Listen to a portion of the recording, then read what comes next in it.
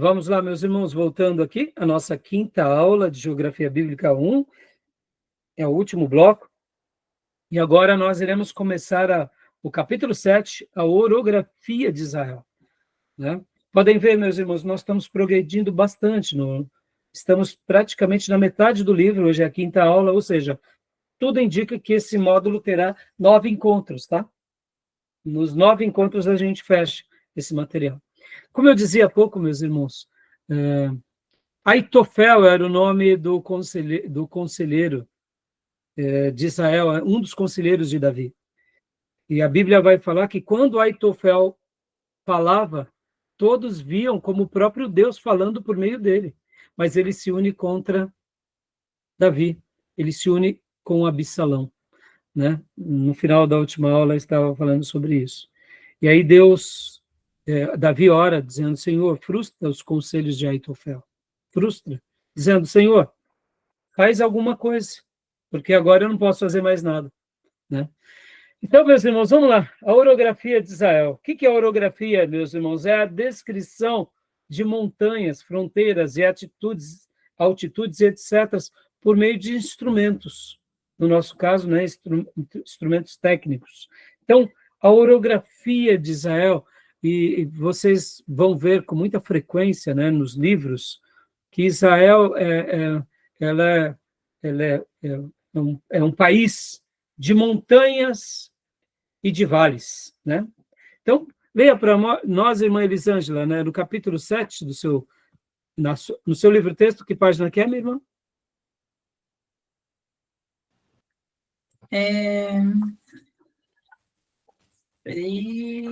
Capítulo 7. O 7 no 117. Tá joia. No meu antigo livro é 87, e no livro digital aqui é na página 127. Então, leia para nós, irmã, as primeiras linhas. A terra de Canaã é montanhosa por excelência. Daí a razão da Bíblia chamá-la de terra de montes e de vales. Deuteronômio 11:11. A Eretz Israel, como Israel era denominada nos tempos bíblicos, e odiernamente também media 225 quilômetros de norte a sul, e do Mediterrâneo até a entrada do deserto, 130 quilômetros. Dá uma pausa aqui, minha irmã. Então, mais uma vez, só lembrando, né? Olha só, media 225 quilômetros de norte a sul, e até a entrada do deserto, 130 quilômetros. Então, percebam, pequeno, né, irmãos? Nada muito grande, né? E uma outra coisa que eu ia falar para vocês, irmãos, tanto as montanhas, quanto os vales, quanto os rios, quanto as planícies, tudo isso na história bíblica serve como uma parábola viva, que até hoje está lá, para a gente se lembrar da revelação. Em outras palavras, o que eu quero dizer? Que a geografia bíblica da revelação que Deus deu aos seus servos no passado são parábolas eternas para todos nós. O Monte Sinai ainda está lá. Em outras palavras, ele fala ainda hoje. O Monte Hermon ainda está lá. Ele fala ainda hoje. O Monte Carmelo ainda está lá. Ou seja, o Val do Jaboque ainda está lá. O Vale de Jezreel também ainda está lá. Percebam, o Monte Sinai, que a gente vai chegar hoje, ainda está lá. E assim como o Mar da Galileia, o Mar Morto, o Mar Mediterrâneo, os rios, Rio Jordão, perceba que por que Deus fez questão de perpetuar a sua revelação num contexto, com pessoas, numa geografia? Para que essa revelação fosse lembrada por qualquer povo, qualquer cultura, em qualquer geração. Então, ao estudarmos a geografia, nós estamos vendo a parábola viva da natureza sendo usada como um instrumento de Deus na sua revelação para todos nós o tempo todo. Isso é maravilhoso, né? Como a gente viu também há pouco, na primeira aula, o Monte da Tentação, ali perto de Jericó. Ou seja, é algo maravilhoso, né? Tá bom? Agora, minha irmã, eu vou pedir para você ler aqui, Israel, aqui, leia esse parágrafo para nós, por gentileza. Israel passou 400 anos no Baixo Egito, cujas terras são planas, onde não chove, e a terra confina com o medonho deserto do Saara. Passaria sob o comando de Moisés para Canaã, terra de montes e vales, e onde a chuva é abundante no inverno. Os montes exerceram poderosamente influência no povo que cantou os cumes e as elevações na sua poesia ou prosa. Ou seja, o que eu acabei de dizer, percebam que fazia parte deles, fazia parte de citá-los. Ou seja, eles acabam sendo tipos da revelação. Assim como o tabernáculo, a arca é um tipo de Cristo, a natureza, os montes, os vales, a hidrografia, tudo é um tipo da revelação de Deus a nós. Por exemplo, né, semana passada falamos bastante sobre o Mar da Galileia. Irmãos, falar do Mar da Galileia é lembrar de quem? É lembrar do Galileu. Uma instituição, né? Hã? Praticamente uma instituição, né? Como assim, Júnior? Uma instituição, né? Como fosse uma entidade, porque igual o Egito, né? Eles têm como sagrado, né? Sim, sim. Acaba sendo algo que denota o sagrado, né? A identidade do povo, né? A identidade do povo. E principalmente, né, Júnior, as digitais, né, de Deus por meio desse povo. Sim, sim, claro. Né? Então, leia para nós aqui, minha irmã, só essa primeira frase aqui, até João Batista. A importância dos montes na Bíblia é muito grande. As tábuas da lei foram dadas por Deus a Moisés no monte. Arão morreu no monte. Também Moisés, a bênção e a maldição foram proclamadas em montes. João Batista nasceu nas montanhas. Jesus nasceu na região montanhosa da Judéia. Sua grande batalha com o diabo foi no monte. No monte proferiu o seu maior sermão. Transfigurou-se no monte. Agonizou no monte. Foi crucificado no monte. Foi sepultado e ressurreto no monte. Ascendeu ao céu de um monte e voltará colocando seus pés no monte das oliveiras. Aleluia, meus irmãos, desculpem aqui a minha empolgação. Vocês entendem? Glória a Deus.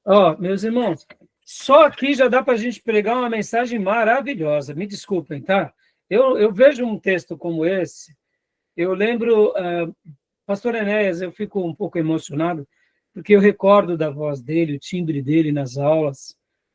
Ao ler o livro dele, ele usa certas palavras, cada pessoa tem um linguajar, né? E o pastor Enéas tinha o seu linguajar. Então, a irmã ler me faz lembrar o pastor Enéas citando. Então, mas perceba, olha que riqueza esse parágrafo. Olha a importância dos montes. E a gente sabe que o monte é aquilo que remete à majestade, grandiosidade, e Deus fez questão de perpetuar a sua revelação nos montes, como a gente acabou de ver. Só aqui dá uma mensagem maravilhosa, maravilhosa. Concorda que aí a gente pode ir para a geografia, a gente vai para o mapa, né? É que não vai dar tempo, mas faça essa lição de casa, você que é aluno daqui, pega aí o Google Earth, vai em cada um desses montes, né? A gente vai fazer um pouquinho hoje, tá bom? Então, para que a gente possa compreender melhor, né, irmãos? Olha só, para entendermos claramente o sistema orográfico da Palestina, precisamos começar pelo norte, isto é, por Líbano e Síria, fora, portanto, dos territórios de Israel. Por quê? Porque tem uma relação direta. O Monte Hermon, ele está diretamente unido ao Líbano, à Síria e a Israel. Então, hoje é assim, mas antigamente também tinha uma correlação. Inclusive, irmãos, deixa eu até dizer para vocês algo que é um pouco extra-bíblico, né? Mas para o muçulmano, quando Abraão teve a visão de Deus, quando Deus fala para ele, olhe para um lado e para o outro, na tradição islâmica, ele não estava ali em Siquém, mas ele estava sim aonde? Ele estava no Hermon. Porque do Hermon, do Monte Hermon, você vê, por ser muito alto, você vê literalmente o Mediterrâneo, você vê literalmente todo Israel, vê as cordilheiras do Sinai, vê o altiplano dali onde fica dos Moabitas, aquela região, né? Então, você tem uma visão panorâmica perfeita de toda a Terra. Então, para os muçulmanos, segundo eles, né? Porque vocês têm que lembrar que Abraão é pai dos judeus, dos muçulmanos e dos cristãos, né? Acaba tendo essa correlação. Mas, sem entrar agora a gente sabe que, de fato, dos árabes e dos muçulmanos, e quando eu falo árabes, estou me referindo ao Islã, né? Do islamismo, a gente sabe que eles eram ismaelitas, né? Que não são judeus. A gente sabe disso, que é tudo uma questão... eu creio que um dia eles vão ter ciência disso, por meio, quem sabe, do mapeamento genético, outras coisas. Mas, voltando, eu fiz questão de citar, porque agora a gente vai lá para o Líbano, vai para a Síria, e vai ali para as colinas do Golã. E a gente começa a entender um pouquinho melhor os montes do Líbano. Agora, olha só que interessante, o Líbano, irmãos, ali onde ficava Tiro e Sidom, era onde ficavam quem? Os fenícios. Os libaneses são descendentes dos fenícios, aqueles que eram mercadores, navegadores. Interessante, não? Então, a gente vai agora passear um pouco aqui nessa questão dos montes, tá bom? Então, vamos ver um pouco os montes do Líbano. Inclusive, deixa eu compartilhar aqui com vocês. Isso daqui.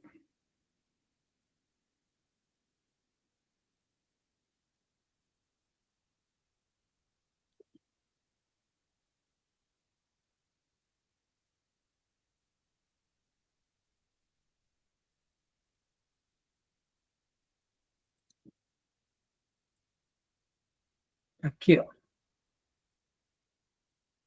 Deixa eu só pegar aqui. O Líbano, né, hoje essa é a bandeira do Líbano, tá, meus irmãos? Só para vocês terem uma noção. Eu fiz questão de... eles têm como eles têm um símbolo, né, que é o que? Os cedros do Líbano. Lembram que os cedros do Líbano eram muito citados, inclusive nos dias do rei Davi? Ele encomenda cedros para construir Jerusalém, para já preparar todo o material para a construção do templo de Salomão, porque Salomão realmente foi quem constrói, mas quem deixa tudo preparado foi quem? Davi, que prepara tudo. E aí, no Líbano, que tinha os cedros, eu até peguei para vocês aqui, só para vocês verem, né, um pouco do cedro. Esse daqui é um cedro do Líbano. Olha que legal, né? Aqui, ó, olha essa árvore, é uma árvore... o cedro do Líbano é uma árvore mais icônica, é uma das árvores mais icônicas do mundo, carregando consigo história, simbolismo e utilidade prática. É reconhecido como um símbolo nacional do Líbano. Essa espécie também é reverenciada em textos religiosos, obras artísticas e na cultura popular. O cedro do Líbano é um símbolo cultural, histórico e ecológico de significado profundo. Então, aqui é um desenho do cedro do Líbano. Aqui é um pedaço, né, mais próximo, para a gente ver um galho, né, das folhas do cedro. Aqui, mais uma vez, olha, são árvores grandes. Eu não sei se vocês conseguem ver. Aqui embaixo tem pessoas. Ó. Aqui embaixo tem pessoas. Olha que interessante. Olha o tamanho das pessoas, né? Tá vendo? Bem pequenos. Árvores, né, muito boas, madeiras de lei. E aqui mais um desenho, tá bom? Então, a região aqui, ó, o Hermon é muito alto, né? Muito alta essa região, então estamos aqui por volta dessa altitude, né? Então, temos aqui o Líbano e a Síria, e aqui temos as colinas de Golã, tá bom? Só para recapitular. Então, aqui, ó, Monte Hermon, lembrando, né? E aqui, colinas de Golã, e essa região começa, aqui é o Líbano, onde era Tiro e Sidom, e aqui é a Síria, mas nessa região. Tá bom, meus irmãos? Só para vocês lembrarem um pouco, né? Então, nesse mapa também mostra um pouco aqui, essa região, nessa ponta, onde ficava essa região, tá? Vamos lá, voltando para o livro-texto, deixa eu só compartilhar de novo aqui para vocês.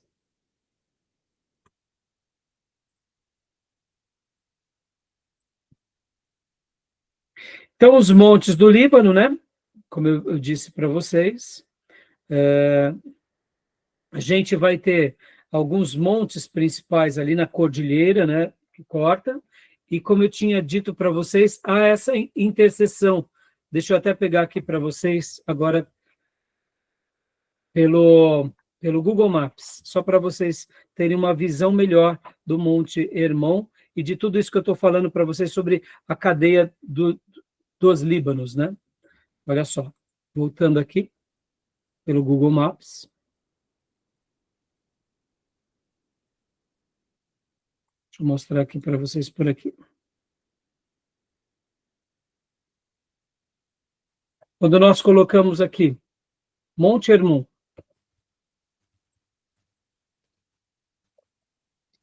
olha só, olha que interessante.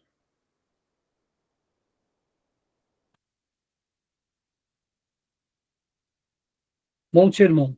Mas nós abrimos o mapa, olha que legal. E vocês vão conseguir enxergar bem, ó, Monte Hermon, aqui é o Líbano, essa região, olha só, Sidom, Tiro, até hoje, Tiro e Sidom. Aqui, deixa eu abrir mais, ó. Vamos ver, é a Síria, tá vendo? Ó, o nome Síria. E aqui, né, temos Israel. E aqui seriam as colinas de Golã. Podem ver que está sobre domínio de Israel. Então, Monte Hermon também... Então, quando a gente vai começar a trabalhar sobre essa questão dos montes, eles estão totalmente interligados. O Monte Hermon, como a gente já viu nas aulas anteriores, representando aquele lugar onde é a nascente do Jordão, juntamente com outras nascentes, mas temos também essa riqueza natural, aonde os próprios israelitas, e também Salomão, quando ele vai construir o seu palácio, ele pega aqui o quê? As madeiras dessa região e vinha a barco até Jerusalém, né? Lembrando que o Rio Jordão, ele não é navegável por ele ser muito sinuoso. Então, vocês verem como é importante essa região, essa cordilheira, né? Tá bom, meus irmãos? Alguma pergunta? Alguma dúvida? Ficou claro aqui, né? Sobre essa parte. Para que a gente entenda um pouco melhor, a gente tem que lembrar, né, que os montes começam nessa região, a norte, né? Faz parte de toda a cultura do povo do passado e até do presente, né? Podem ver que hoje, como essa região ainda tem sido disputada, tá? Então, vamos ver agora aqui no livro-texto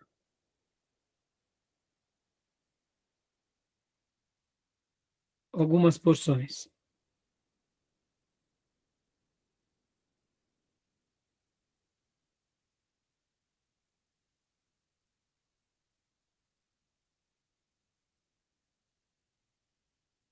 Leia para nós, Júnior, aqui, ó, Cadeias dos Líbanos, por gentileza. Cadeia dos Líbano. A parte norte do platô ocidental forma a espinha dorsal da Galileia. Ficava cercada pelas regiões marítimas de Acre e Fenícia a oeste. Ao norte pelo rio Leontes e o sistema dos Líbanos. A leste pelo lindo Vale do Jordão. E ao sul pela ondulante planura de Esdraelon. cadeia dos Líbanos, depois da Fenícia, desce para o sul, corre entre o Mediterrâneo a oeste e o Vale do Jordão a leste. No território de Israel, vai de Dan a Berseba, já entrando no deserto da Judéia. No norte de Israel, esses montes são chamados Montes de Naftali.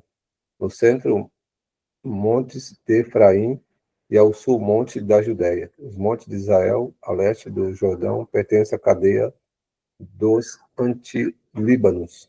Isso. Agora, só para a gente visualizar um pouco melhor, mais uma vez, deixa eu mostrar para vocês, né, essas fotos novamente, com essa olhar mais clínico, né, dessas cadeias. O que o livro está querendo dizer é toda essa região, tá vendo? Ele está querendo apontar para que a gente perceba essas cadeias e essas cordilheiras, chegando até aqui na Judéia, as montanhas da Judéia, e aqui até Berseba, que é essa região mais final. Tá bom, meus irmãos? Então, desse outro mapa aqui, a gente consegue ver melhor. Depois, esse mapa que eu já enviei para vocês, tentem visualizar e ler. É muito interessante a maneira em que ele escreve, é tudo sinalizado. O A, o B, B1, B2, B3, B4, e aqui vai dando todas essas planícies, e ao mesmo tempo, ó, aqui, ó, montes, ou montes, se estende do Jordão.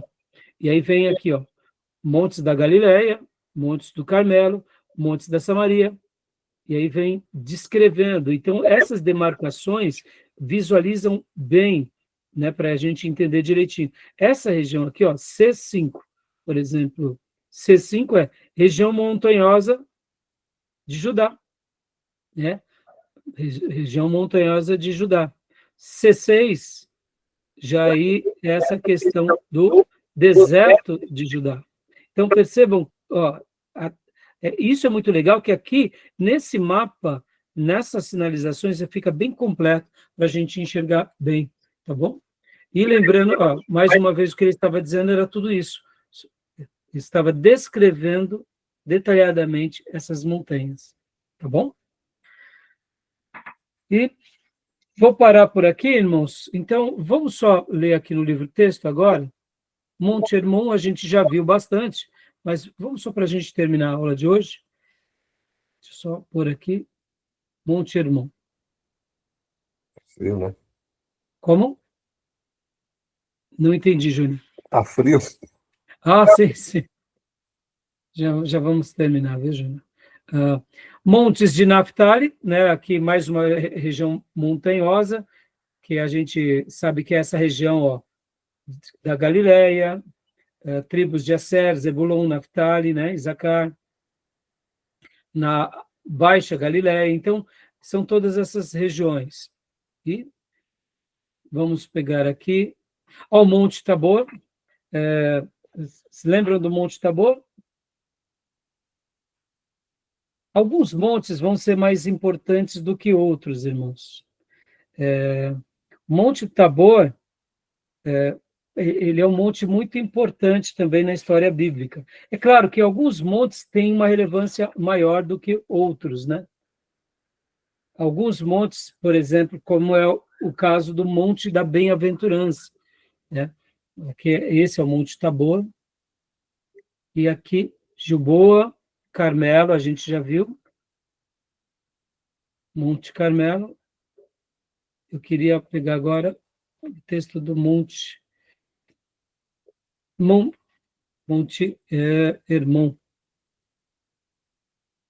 Onde está o Monte Hermon?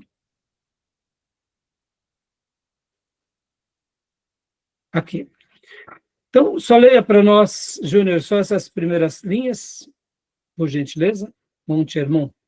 A gente já viu bastante sobre o Monte Hermon, mas eu gostaria de terminar com ele. Para a gente depois, a partir da próxima aula, eu quero trabalhar no Monte Sinai. Temos os montes da Monte Sião, não Monte Sinai, Monte Sião, tá?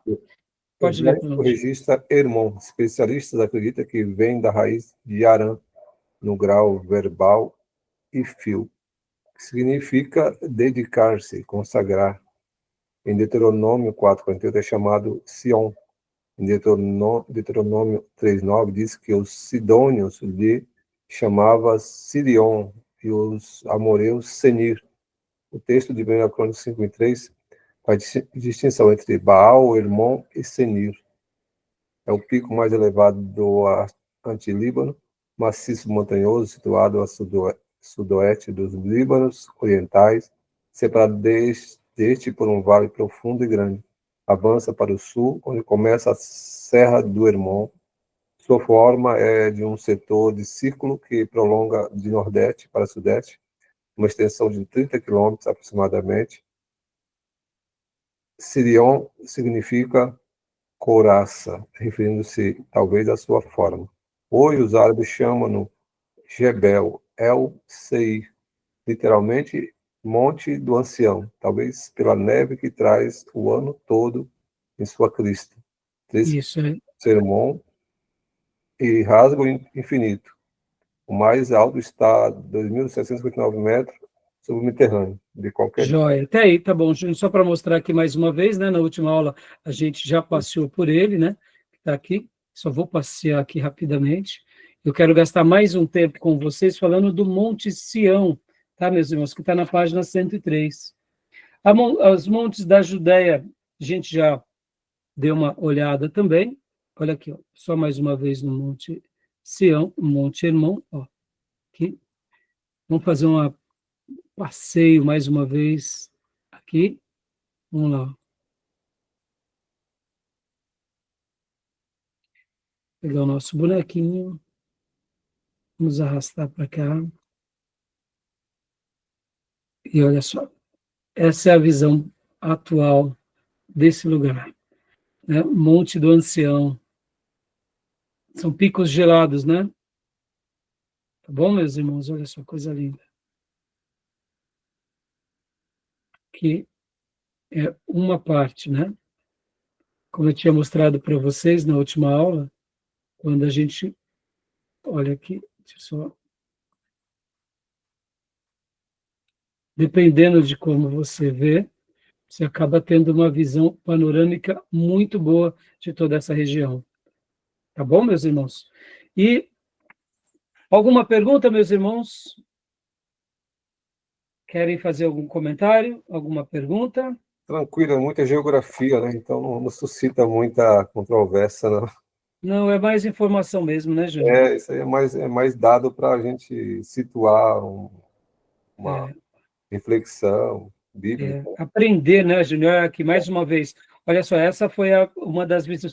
Eu quero acreditar, meus irmãos, que quando Deus manda, né, Abraão, de fato,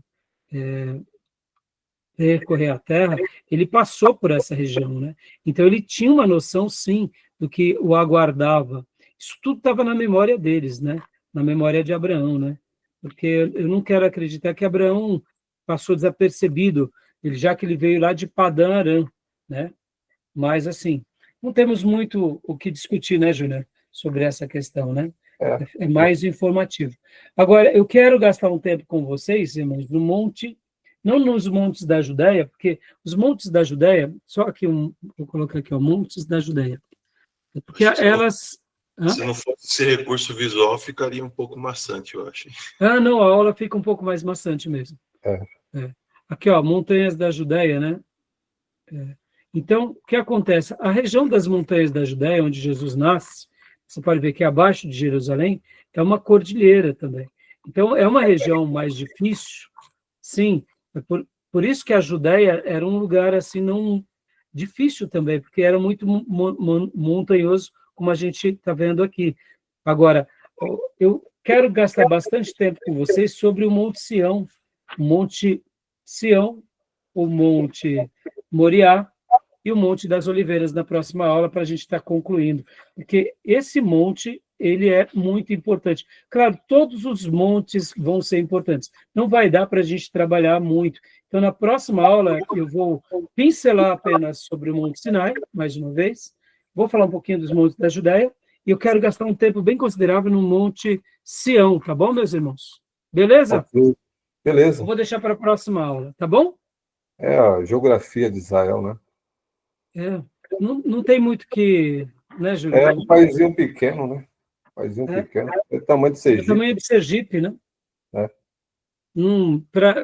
Para nós, assim, que somos brasileiros, que temos uma terra tão gigante, né, Júnior? Só aqui na nossa região, Alto Tietê, tanta riqueza, tanta... bom, deixa eu até terminar com esse comentário.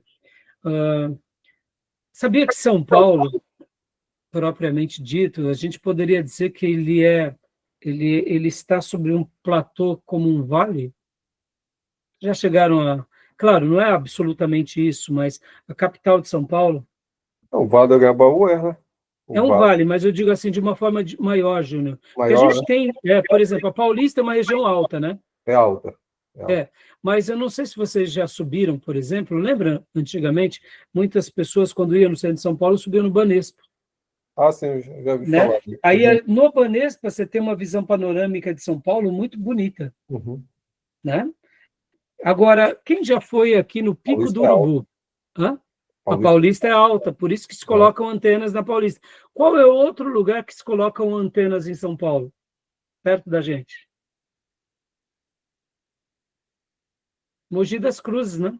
O Jaraguá também, né? O Pico Jaraguá. Isso, então, é por isso que eu estou falando isso. Ó. Percebam, nós temos o Pico do Jaraguá, nós temos o Pico do Urubu, e nós temos a Serra da Cantareira. Quem já foi no Pico do Urubu aqui, irmãos? Alguém já foi no Pico do Urubu? Eu não. Então, irmãos, só mais rapidinho isso daqui para a gente terminar. Pico do Urubu, Mogi das Cruzes. Então vocês vão ter que viajar comigo agora nesse finalzinho. Só mais essa viagem. 700 metros acima do nível do mar, no São Paulo. Não entendi. São Paulo está 700 metros acima do nível do mar. Brasília, 700 metros, né? Brasília, 1.115. Então, mas o que eu quero dizer, Júnior, de uma certa forma, olha só, Pico do Urubu, vamos lá, vamos sair aqui, vamos sair da Terra Santa, vamos lá para o Pico do Urubu, tá, irmãos? Terra Santa. Irmão, é onde a gente mora, tá? Não tem muito o que a gente fazer, não.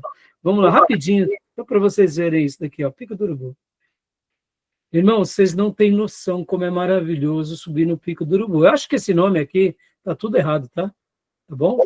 Pico do Urubu não devia ser chamado Pico do Urubu. Mas, meus irmãos, olha só que coisa linda que é esse lugar. Vou mostrar aqui para vocês rapidinho. Ó. Você tem essa visão panorâmica de São Paulo. Ó. Tá vendo aqui? Realmente a pedra, eu já fui lá algumas vezes. Tá vendo? Você olha alto, né? Os prédios, meus irmãos. O Pico do Urubu, ele está aproximadamente... Aqui tem um platô, tá vendo? Tem que tomar cuidado, tá? Bom, não tinha essa construção quando eu fui, né? A não ser que já Mogi das Cruzes, tá vendo? O pessoal sobe... altura.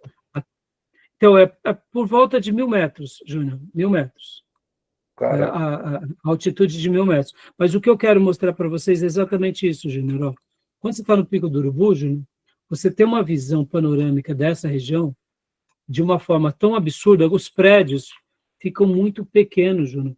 Você vê a região de Mogi, você vê Poá, você vê Suzano, você vê literalmente a Zona Leste, entendeu? Quando você está aqui nessa região. Então, o que acontece no Pico do Urubu quando você está aqui? Você tem uma visão panorâmica linda, aí você olha para um lado, você consegue enxergar, Júnior, a Serra da Cantareira, do outro lado. Sim, é Santana. Aí você olha mais para frente, você vê o Pico do Jaraguá. E aí você vê... Já está na oeste, né? E aí você olha para uma outra região, é que aqui não está dando para ver, eu não estou conseguindo mostrar para vocês, mas você tem uma visão panorâmica aqui, de uma forma onde você consegue enxergar as serras de, como se diz? Você consegue enxergar as serras de Minas Gerais, Júnior. Sei. É maravilhoso essa vista, meus irmãos. Mantiqueira, né?